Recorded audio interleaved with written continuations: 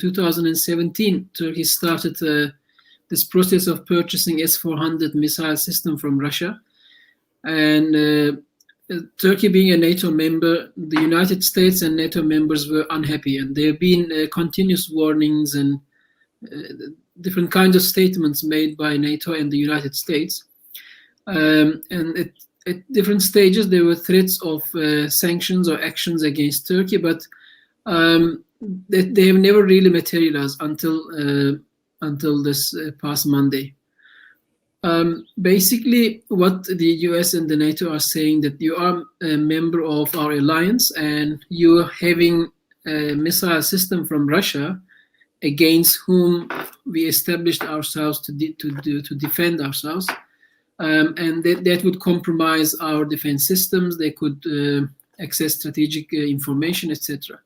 And then, as part of the actions against the Turkish initiative of buying S-400s, US has an act in place, which is, as you mentioned, it's shortly referred as CATSA.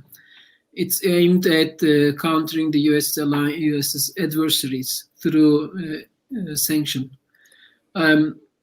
So what basically US does, it's a unilateral action. They decide that they are going to impose actions against another country or individuals. And in this case, they've chosen, in fact, the lighter version of possible sanctions, because when the Senate passed the act, or when they approved, they said the administration should choose 5 of the possible 12 actions. And there were more serious ones. For example, there was an option of applying the sanctions on all goods and services with Turkey, but they've only chosen to impose it on defense-related issues. And they've said they're not going to issue any more licenses for defense procurement.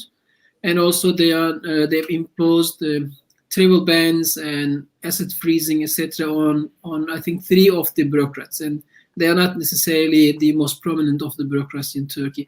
So some people are saying that, in fact, due to Trump and Erdogan's relationship in the past, Trump has actually made a favor to Erdogan by choosing the lighter of the 12 possible actions that he had to choose. Yes. Now, I think what is important to understand is looking at Turkey, its position, and looking at the geopolitical dynamics that are playing out. And we know that Turkey has enjoyed the special relationship with the Soviet Union, with Russia, for a very, very long time. And do we see now geopolitics actually playing out here, but also more importantly, looking at Turkey, because Turkey is a vital member of NATO. In fact, in terms of military personnel, it is NATO's largest contributor in terms of military personnel after the United States of America. So where does this leave Turkey strategically as far as NATO is concerned? Yes. Well, I think that's anyone's guess at the moment, but there is a talk of even Turkey leaving NATO alliance, or even some people are saying that the other members should get together and actually kick Turkey out of the alliance because of the inconsistent behavior. But I think if we are going to analyze what is happening today, it's important to look at what has happened in the past. The West, specifically US, have not been consistent in dealing with Turkey as well, and that has created distrust between both sides, and therefore Turkey has been, specifically Erdogan, has been seeking different alliances for some time already. He's gone to Shanghai Cooperation to seek to be part of that alliance, but I don't think he enjoyed much of enthusiasm from that, and therefore now Russia is actually unilaterally is taking initiative and building some relations with Turkey, but also the relationship between the leaders of the 2 countries, Russia and Turkey, have been quite a fluctuating one. At times we see them being very close, eating ice cream together and that kind of things, and then the next moment we see the relationships are getting colder, where recently when Erdogan went to visit Putin in Russia. Putin made them wait like outside the door for a couple of minutes. It's in diplomatic terms. That's really I don't think Erdogan would have tolerated that from another country. So that relationship as well, it has been developing, but one also cannot guess where that relationship is going. So that's why Turkey, I think, is not able to take a decisive step in relation to NATO. If they walk away from NATO, I don't think it's definite that they're going to be welcomed with open arms by Russia or any other country in the eastern part of the world. Yes, but also I think one cannot obviously discount Turkey and its relationship, or Turkey and its position in the Muslim world, because that possibly could be another factor as well. Because when one looks at Turkey, you're looking at Turkey's involvement in Syria as well, but also in terms of globally, when one looks at Turkey in relation to the rest of the Muslim world. And we've seen a lot of noises coming out of Turkey, most recently the spat that he had with Emmanuel Macron, or regarding the whole issue that has blown up in France as well. Now, all of this obviously is playing out because Turkey has been one of the few countries that has been most vocal against some of these issues, particularly when it comes to Islamophobia in the West, when it comes to Islamophobia in Europe as well. So there again, Turkey seen as a threat, not only at NATO level or by the United States of America, but also in terms of the Muslim world in general. And yeah, I'm referring to the Arab world. Yes, you're right. Actually, Turkey is holding a few different roles, if you want to call it. One is that Turkey is sort of a buffer zone between the Middle East, where there are many conflicts, as you already know, and European Union, and therefore, I think from the European Union side and NATO, obviously from the NATO members' perspective, Turkey is very strategic. That's why that also puts NATO in a difficult position of taking a decisive action against Turkey. Because once they lose Turkey, then that means, if you want to call it like Eastern Bloc, is going to be right next door. It's going to be by Greece, and then Turkey, as you said, the Turkish president has been very vocal against the Europeans. Double standards, if you want to call it, against the Muslim world, and he has skillfully placed himself as the one who is actually raising these concerns and fighting with the Western world on behalf of the Muslim countries. And it also fits his agenda of playing a more prominent role among the Muslim countries. And then, as you said, in the Middle East, Turkey has ambitions.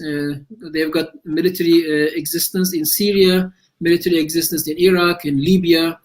Even in Qatar, they have a military base. So Turkey is trying to place itself more prominently.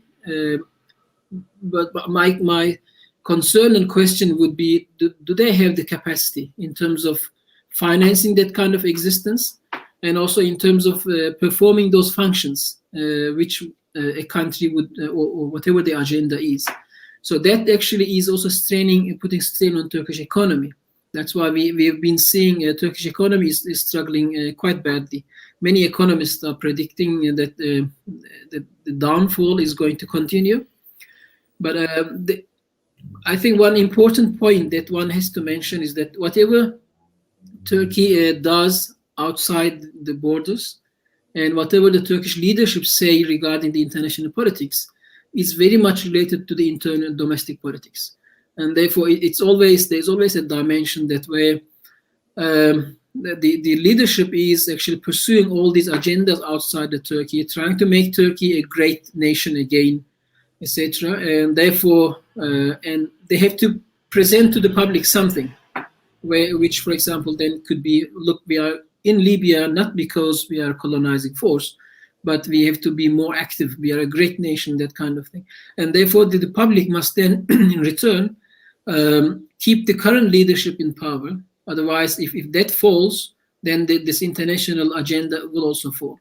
And the current leadership is very skillful in terms of the dormant kind of politics in Turkey for decades and decades. which has caused the ups and downs all the time. And the public really was unhappy about that. And they've seen some kind of upward movement under this government, and therefore they've been supporting. Now the government in return has to maintain that kind of support, and these platforms, any sort of controversy, a conflict with any Western power or NATO or US or France is actually skillfully used for domestic politics as well. So we cannot separate the domestic politics from what the country is trying to do outside the country.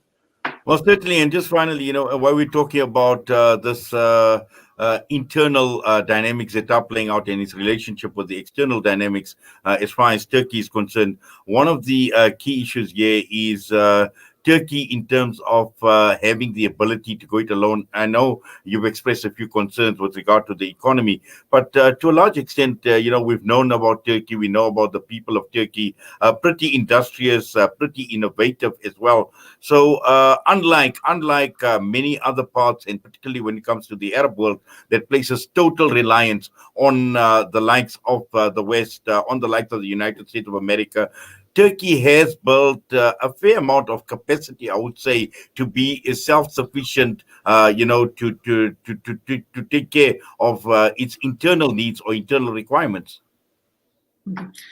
Well, it has been for a while, but that's why I think one has to study the current situation quite carefully. So we're not sure exactly which direction it's going to go from now onwards. Yes, the Turkey has the capacity, definitely has the capacity to be self-sufficient. There is a dynamic business world, there's a dynamic sort of public, but the recent developments, I don't know, in light of recent developments, I'm not sure where it's going to go from here on. That's why I think it's very important to watch. Turkey, although, yes, in terms of, for example, food manufacturing, the agriculture, Turkey has vast land for agriculture. They have natural water resources to cultivate the land.